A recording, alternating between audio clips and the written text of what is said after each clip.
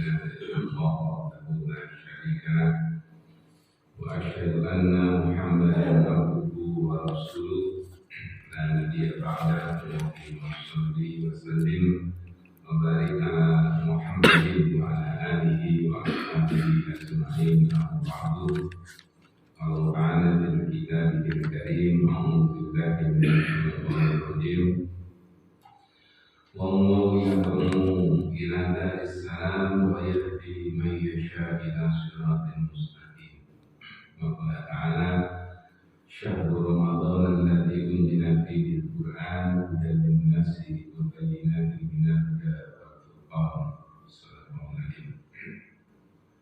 Para jamaah Bapak Ibu yang dimuliakan oleh Allah, kita bersyukur kehadirat Allah Subhanahu wa Ta'ala, senantiasa mendapatkan hidayah dan taufik dari Allah Subhanahu wa Ta'ala yang memberi arah dan petunjuk kepada kita sekalian jalan yang harus kita tempuh, jalan yang menuju keselamatan dan kebahagiaan hidup kita di dunia dan akhirat. Shalawat dan salam kita haturkan kepada Nabi kita Muhammad sallallahu alaihi wasallam, Nabi dan Rasul yang menjadi teladan bagi kita sekalian. Topik kita huruf H yang ketiga, hidayah. Ini yang tiap hari kita mintakan kepada Allah Subhanahu wa Ta'ala. Kita bisa membaca melalui suratul Fatihah. Ihdinas siratal mustaqim, tunjukilah kami ya Allah kepada jalan yang lurus. Di kitab-kitab tafsir ketika membahas suratul Fatihah menjelaskan dan merinci jenis-jenis dari hidayah, termasuk kitab tafsir yang saya baca. Kita bayangkan kalau kita sekalian tidak mendapatkan petunjuk, terutama petunjuk dari Allah Subhanahu wa Ta'ala, maka jalan hidup kita jelas tidak akan bisa sampai pada tujuan yang kita harapkan.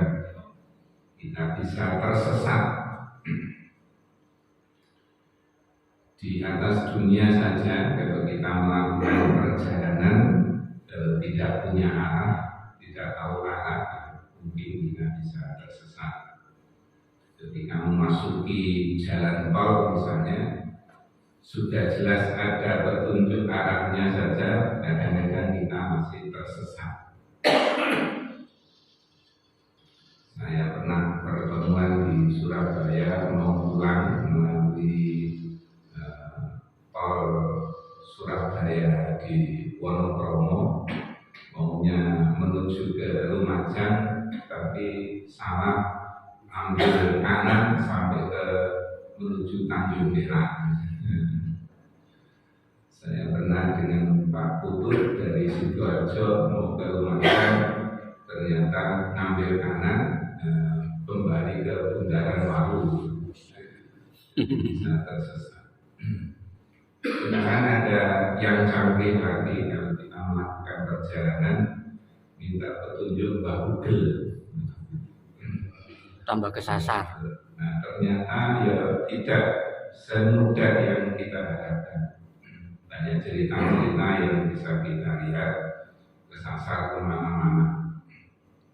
Ke Solo kemarin dengan ikuti Mbak Google, mestinya jalan besar yang kita tempuh, kita ternyata masuk ke kampung-kampung dengan jalan yang sempit sekali dan seterusnya. Nah, bayangkan hanya sekalian kalau tidak ada petunjuk, tentu apa yang kita tempuh ini bisa melalui jalan yang tidak benar, kita bisa tersesat. Baik, di kitab ini dijelaskan petunjuk itu diartikan secara umum hidayah itu dibagi menjadi beberapa bagian. Misalnya Muhammad Abdul membagi menjadi 5 bagian. Pertama adalah hidayah naluri dikenal dengan ghorizah. Yang kedua hidayah menggunakan panca indera kita.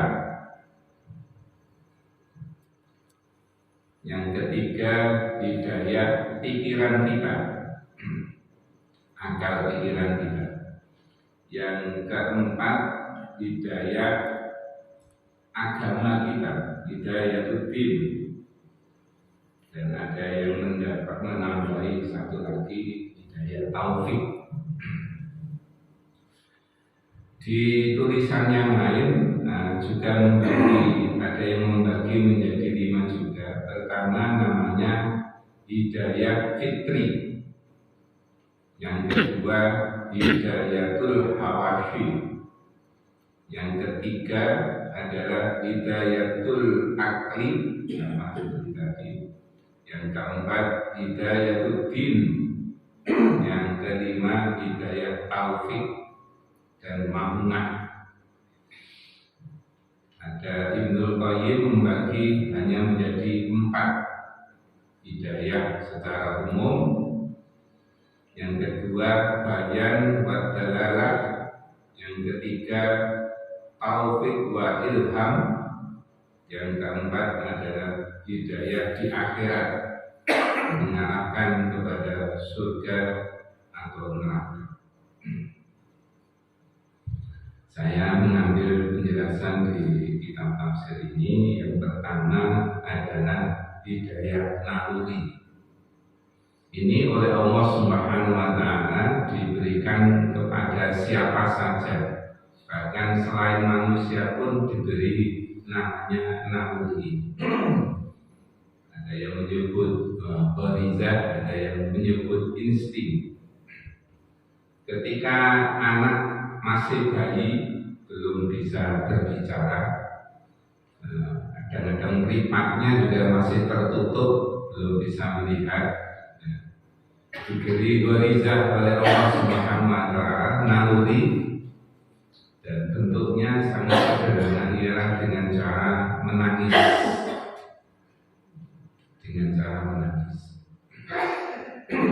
Bahkan hampir semua bayi yang lahir pasti menangis, hampir semua bayi yang lahir pasti menangis. Kalau tidak menangis, maka orang tuanya bingung. Kenapa kok tidak menangis? Khawatir bisu. Ya. Konon yang tidak menangis menurut sebuah catatan adalah Nabi Isa alaihissalam. Nah, ketika anak bayi menangis itu sebenarnya adalah naluri yang ditumbuhkan oleh Allah Subhanahu wa Ta'ala kepada bayi, memberi tanda kepada bayinya sendiri, sekaligus menjadi sinyal kepada orang tuanya. Maka diterjemahkan dengan cara mungkin bayi ini menangis karena lapar atau haus. Lapar dan haus, maka orang tuanya kemudian diberi petunjuk oleh Allah Subhanahu wa Ta'ala dengan cara memberi air susu, menyusuinya. Nah, bayinya kemudian bisa, padahal belum diberi pelajaran apa-apa, bisa menghisap susu orang tuanya. Nah, itu bagian dari ghorizah. Selain manusia, saya kira binatang-binatang lebih banyak pada naluri ini, pada insting ini, pada ghorizah ini. Bahkan kalau kita mengikuti misalnya video di dunia hewan, saya kira ghorizah bisa kita perhatikan dengan sangat luar biasa pada unggulan kita. Dan ini hidayah pada tingkat yang pertama. Hidayah kedua adalah panca indera, dengan terutama pendengaran kita dan penglihatan kita. penglihatan kita dan pendengaran kita dengan panca indera kita. Semua manusia yang sempurna diberi kekuatan panca indera untuk bisa membedakan ini jalan yang benar atau jalan yang salah. Nabi hidayah tingkat 2 ini juga saya kira banyak bisa mengakibatkan kita keliru. Karena panca indera punya kekuatan yang sangat sifatnya terbatas. Dicontohkan di tulisan, andaikan kita ada gelas, kemudian kita beri air, terus ada benda kita masukkan ke dalam gelas itu, misalnya paklot atau bolpen atau paku, kita masukkan di situ. Kalau kita pandang sepintas itu paku atau bolpen atau paklotnya bisa menjadi bengkok. Padahal sebenarnya aslinya tidak seperti itu penglihatan kita. Di suatu daerah tertentu, kalau kita sudah kadung bingung di daerah itu, meskipun panca indera kita mengetahui bahwa kita salah, sulit untuk bisa dikembalikan. Sangat terbatas.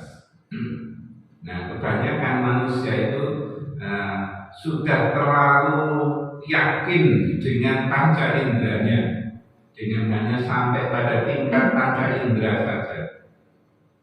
Jadi mereka memahami bahwa yang benar adalah sesuai yang ia lihat. Kalau tidak bisa dibuktikan dengan panca inderanya, dia kemudian menyangkalnya. Dan salah satu hal yang sangat prinsip itu adalah soal ketauhidan. Tauhid kepada Allah Subhanahu wa Ta'ala, tauhid kepada malaikatnya, tauhid kepada masalah keimanan tentang surga dan neraka, akhirat dan seterusnya itu. Nah, kalau hanya sampai pada tingkat panca indera tentu akan menjadi sangat sulit untuk bisa menerima. Sehingga banyak orang-orang yang punya haluan tak bertuhan, tak beragama karena hanya sampai pada tingkat panca indera saja. Yang ketiga adalah hidayah akal. Hidayah akal ini sudah lebih tinggi lagi. Kalau pertama dan kedua, selain manusia pun bisa mendapatkan hidayah Allah, hidayah naluri, hidayah panca indera. Yang ketiga ini sudah diberikan secara istimewa kepada manusia, sehingga manusia disebut dengan hayawanun natik, hewan yang berakal. Manusia disebut hewan yang berakal. Dan tingkatan kecerdasan akalnya tentu masing-masing orang punya tingkat sendiri-sendiri. Ada yang akalnya sangat luar biasa cerdasnya, ada yang keterbelakangan, ada yang punya keterbelakangan, berkebutuhan khusus, karena tingkat akalnya sangat terbatas. Nah, Allah Subhanahu wa Ta'ala di dalam Al-Quran Karim menyebutkan banyak ayat-ayat yang memerintahkan kepada kita sekalian ini menggunakan akalnya, bahkan ajaran-ajaran agama itu sebagiannya adalah identik dengan akal itu sendiri. Tapi agama tentu tidak semuanya sama dengan akal, karena penjelasan-penjelasan agama ada hal yang secara akal tidak mampu untuk dipahami. Ad-dinu wal aql la dina liman la aqla lahu. Agama itu identik dengan akal, la dina tidak dianggap memiliki agama yang sempurna, di mana akal lahu bagi orang yang tidak punya akal. Sehingga orang-orang yang berkebutuhan khusus, misalnya akalnya tidak sempurna, dia dibebaskan dari aturan-aturan agama. Mohon maaf, misalnya menyebut orang yang gila menjadi tidak punya beban untuk menjalankan agama. Bahkan orang yang gila sejak awal itu bisa mendapatkan keistimewaan dari Allah Subhanahu wa Ta'ala, dibebaskan dari tanggung jawabnya sebagai manusia dan dijamin masuk surga. Ada teman saya kalau pernah menyampaikan kalau ketemu orang gila kita ini semua disuruh hormat. Kalau ketemu orang gila itu gilanya sejak awal itu kita disuruh hormat. Hormatnya kepada penduduk surga. Jadi ketemu orang gila itu hormat penduduk surga. Karena jelas dia masuk surga, Pak. Tidak ada ini, tidak ada sanksinya. Kadang-kadang ya seperti itulah orang gila, ya. Nanti nasib akhiratnya sangat luar biasa. Tidak kalau orang gilanya itu gila-gilaan, gila-gilaan, atau gilanya itu mungkin tidak sejak awal, nah itu beda. Misalnya jadi calon pejabat gitu ya, terus nggak jadi jalan dewan, terus terganggu pikirannya. Atau orang yang hidup pada zaman orang sekarang menyebut dengan zaman edan. Zaman edan, nikah melo edan, orang keduman. Terus nanti kalau ditanya oleh malaikat, oleh Allah Subhanahu wa Ta'ala, ngakunya karena orang edan, kan beda itu ya. Jadi akal menjadi sempurna. Dan itu diharapkan menjadi alat bagi kita untuk menjadi petunjuk bagi kita sekalian. Nah, di atas akal ini, kan akal juga ada keterbatasannya tadi, maka Allah memberikan petunjuk yang sangat luar biasa, namanya Hidayatul-Din, petunjuk agama. Inilah saya kira Islam, kelebihan Islam sebagai agama yang sempurna menjadi petunjuk bagi kita sekalian, dan kita sangat membutuhkan petunjuk dan namanya hidayah. Suatu ketika Rasulullah Muhammad SAW membuat garis lurus di depan sahabatnya. Kemudian Rasulullah menyatakan hada sirati mustaqimah. Ini adalah jalan yang lurus. Fattabi'u, maka tempuhlah jalan yang lurus ini. Mengikuti petunjuk, yang petunjuk agama. Terus Nabi membuat jalan sebelah kanannya, memberi garis sebelah kanannya, kemudian memberi garis sebelah kirinya dari garis yang pertama yang lurus tadi.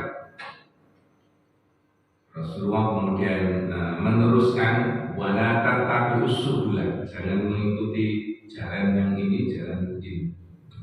Fatafarraqa bikum an sabili, maka engkau akan bisa tercerai-berai dari jalan yang lurus yang pertama, yang menghubungkan kepada jalan keselamatan. Nah, agama bagi kita sekalian umat Islam, pedomannya jelas, sumbernya jelas, yakni Al-Quran dan Sunnah Nabi kita Muhammad SAW. Di surah Al-Baqarah yang pertama, Alif Lam Mim, dzalika kitabul la raiba fihi hudal lil muttaqin. Jadi Al-Quran itu menjadi hudan, petunjuk lil muttaqin, bagi orang-orang yang bertakwa. Di surat Al-Baqarah juga ini, Syahrul Ramadan alladzi unzila fihi al-Quran hudan lin-nasi wa bayyinatin minal huda wal furqan. Kalau di ayat ini Allah menyebut di samping menjadi hudan lin-nas, petunjuk bagi manusia, wal furqan menjadi alat pembeda yang hak dan yang batil. Seperti nama masjidnya sini Pak itu Masjid Al-Furqan, menjadi alat pembeda bagi kita sekalian. Umat Islam yang mau betul-betul berpegang teguh kepada Al-Quran ditambah penyempurnaannya dengan sunnah Nabi Muhammad SAW, murni seperti itu, jaminannya jelas akan selamat, akan diberi keselamatan oleh Allah Subhanahu wa Ta'ala. Maka ketika haji wada, haji yang pertama dan terakhir yang dilakukan oleh Nabi kita Muhammad SAW, menjadi pemungkas bagi kehidupannya Nabi Muhammad menjelang beliau meninggal dunia, titip pesan kepada kita semua umatnya dengan hadis yang sangat terkenal. Ada banyak teksnya, ada banyak maknanya di bunyinya.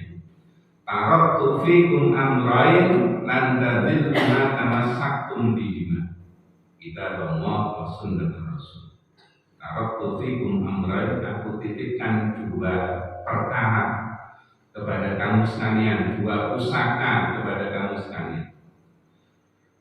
Lan tadillu ma tamassaktum bihima, kamu sekalian tidak akan tersesat selama berpegang teguh kepada dua pusaka ini, dua perkara ini. Kitab Allah, Al-Quran, Sunnah Rasul, dan sunnah Nabi kita Muhammad SAW. Jadi kalau berpegang teguh kepada Al-Quran dan sunnah, nah insya Allah kita dijamin menjadi selamat itu. Punten kadang-kadang orang itu masih tidak percaya sepenuhnya bahwa dengan dasar Al-Quran dan Sunnah itu sudah cukup. Maka dibikinlah oleh sebagian orang ajaran-ajaran yang mengakomodasi dari berbagai ajaran yang lain. Lahirlah apa yang disebut dengan sinkretisme, campur aduk antara satu ajaran dengan ajaran yang lain. Dan di Indonesia itu ternyata banyak yang seperti ini. Ini bisa justru akan mengotori kemurniannya ajaran Islam dan bisa menyesatkan kita sekalian. Kayaknya sudah agak siang ini Pak. Nah kita sekalian setiap hari dianjurkan jadi berdoa kepada Allah Subhanahu wa Ta'ala, minta jalan yang lurus. Di samping di doa suratul Fatihah, kita kalau duduk di antara dua sujud, ya saya kira juga berdoanya salah satunya minta petunjuk kepada Allah Subhanahu wa Ta'ala. Selesai sholat kita juga diajarkan doa oleh Allah Subhanahu wa Ta'ala. Kalau kita baca juga minta petunjuk kepada Allah Subhanahu wa Ta'ala. Allahumma inna nas'aluka al-huda wa tuqa wal afaf wal ghina. Itu kan permintaan kita misalnya ya. Tapi Allah punya kewenangan yang mutlak menentukan memberi petunjuk kepada seseorang atau tidak, itu semuanya dikembalikan kepada Allah Subhanahu wa Ta'ala. Misalnya ada ayat Al-Quran yang secara umum menjelaskan kepada kita bagaimana perjuangan Kanjeng Nabi Muhammad SAW untuk memberi petunjuk kepada pamannya sampai akhir hayatnya ternyata tidak mampu. Karena itu petunjuk itu mutlak dikembalikan kepada kekuasaan. Innaka la tahdi man ahbabta walakinna ma yahdi man yasha. Sesungguhnya engkau tidak bisa memberi petunjuk man ahbabta kepada orang yang engkau cintai. Walakinna Allah, sesungguhnya Allah, tetapi hanya Allah yahdi man yasha yang akan memberi petunjuk kepada hamba-hambanya yang dikehendaki. Maka di antara sekian banyak manusia yang hidup di atas dunia ini, ada yang mendapatkan hidayah dari Allah Subhanahu wa taala, maka hidupnya akan menjadi selamat. Tapi ada sekian banyak orang yang belum mendapatkan hidayah dari Allah Subhanahu wa taala sehingga hidupnya tidak ada jaminan untuk mendapatkan keselamatan. Maka di dalam Quran surat Yunus yang di awal kita baca, wallahu yad'u ila daris salam wa yahdi man yasha ila siratal mustaqim.